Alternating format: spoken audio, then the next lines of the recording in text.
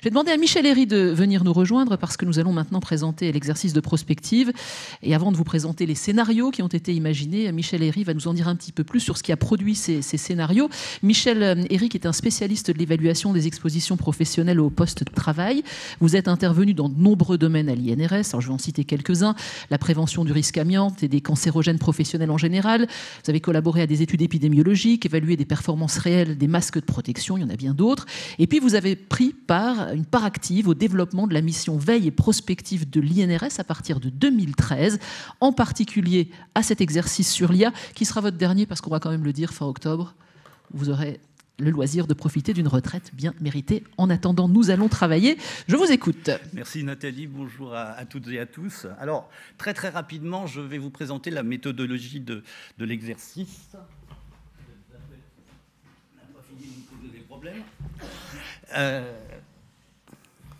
Voilà. Donc d'abord, ce que n'est pas la prospective. La prospective, c'est pas de la prévision, c'est pas de la divination.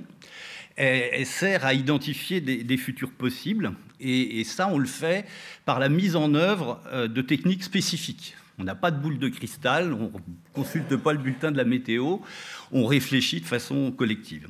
À quoi ça sert? C'est une aide à la décision.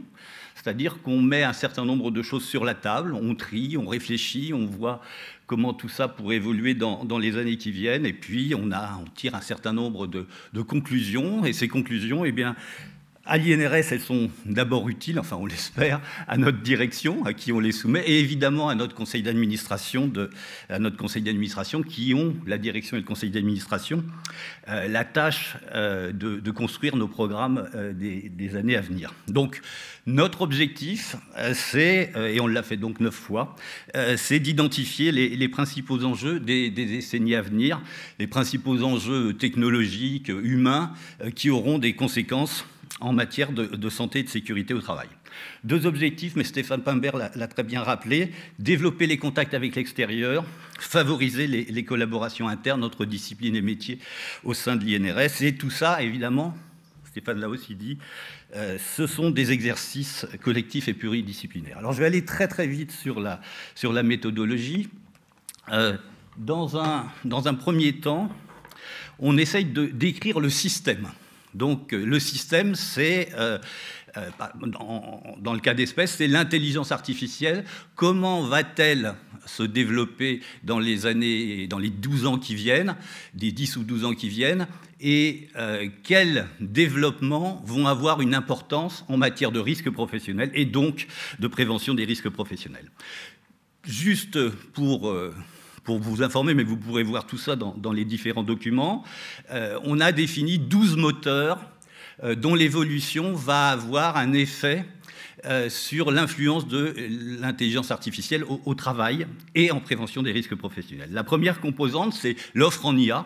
Comment l'IA va-t-elle évoluer dans les années qui viennent? Donc les avancées technologiques, quelles ressources seront disponibles pour la production et le fonctionnement des dispositifs d'IA? Bertrand a mis en garde sur la consommation extrêmement forte d'énergie. Et puis, qui sont les acteurs et quelle sera la dynamique de diffusion de l'IA? Et notamment, y aura-t-il des processus de normalisation? Alors la composante 2, c'est aussi l'acceptabilité. Comment les différents usagers de l'IA vont-ils accepter un certain nombre de changements? Donc l'acceptabilité sociale, comment la société va accepter ça? Quelle va être la réglementation? Est-ce qu'on va laisser les grandes entreprises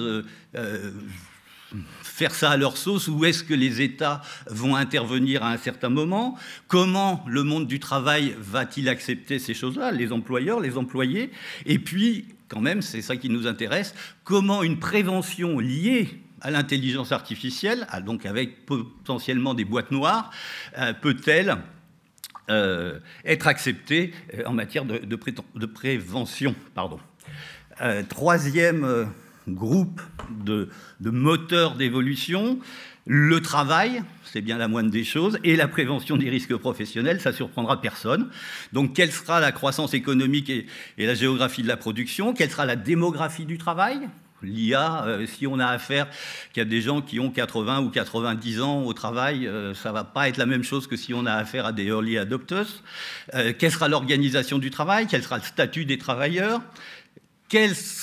quelle importance aura l'automatisation dans la production demain, la production industrielle, mais aussi la production dans les services, et puis la responsabilité et mode de gestion de la prévention. Alors voilà, on a 12 variables, on en discute longtemps, beaucoup, on n'est pas d'accord, on finit par tomber d'accord, et puis pour chacune de ces variables, de ces moteurs d'évolution, on pose un certain nombre d'hypothèses contrastées, toutes différentes, entre 3 et 5 par variable, et ces hypothèses, on va les combiner. Donc là, je fais un exemple tout à fait fictif. Donc, on va faire un scénario 1 qui va reprendre l'hypothèse 1 de la variable 1, l'hypothèse 2 de la variable 2, l'hypothèse 1 de la variable 3, etc. Et on fait le même jeu avec ce qui figure en vert. Alors évidemment, vous allez me dire, mais avec 12 variables et entre 3 et 5 possibilités d'évolution pour chacune, vous avez des milliers, voire des dizaines de milliers de scénarios possibles. Bah oui, évidemment, il y a des scénarios qui sont tout à fait improbables. Et là aussi, et là, il y a de l'humain, beaucoup plus que de l'intelligence artificielle, l'intelligence humaine. On discute et on se met d'accord sur 4 scénarios contrastés qui vont produire, et qui vous seront présentés tout à l'heure, et qui vont produire, qui vont décrire des évolutions possibles de la prévention au travail intégrant l'intelligence artificielle. Pour nous, alors, je ne veux pas être dévalorisant, mais un scénario, c'est bien, mais je dirais le scénario, il s'adresse plutôt à vous. Il est fait pour vous permettre, à travers des choses concrètes qu'on va vous exposer aussi, de vous placer en 2035 dans différents contextes. Mais pour nous, ce n'est pas un résultat. Enfin, c'est un résultat, mais c'est un résultat intermédiaire. C'est surtout un outil de travail. Cet outil de travail, il va nous permettre, mais là, je passe très vite là-dessus, puisque Jennifer vient de le décrire, d'approfondir des questions de SST et de prévention des risques professionnels, dans 3 domaines, mais je n'y reviens pas. Jennifer l'a très bien fait. Et puis, l'objectif, c'est, je l'ai dit, on travaille pour notre conseil d'administration, on travaille pour notre direction, on travaille pour nos collègues de l'INRS, mais compte tenu de notre statut, on travaille aussi pour l'ensemble de la société, ou en tout cas l'ensemble de la société qui s'intéresse à la prévention des risques professionnels.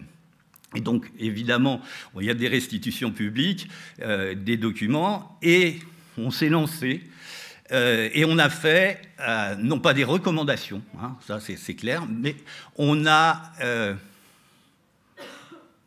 trouvé, enfin, on a conçu 22 messages clés sur un certain nombre de sujets, et ça sera aussi l'objet d'une présentation plus tard. Alors, Stéphane l'a dit, c'est un travail extrêmement collectif. Il y avait 16 personnes dans le groupe projet, 28 autres personnes ont participé aux ateliers ou ont contribué. Et puis, très franchement, il y a aussi des dizaines d'autres personnes qui ont été associées à ces travaux.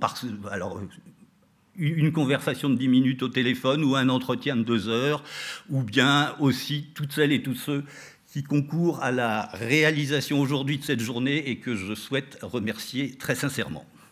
Je vous remercie de votre attention.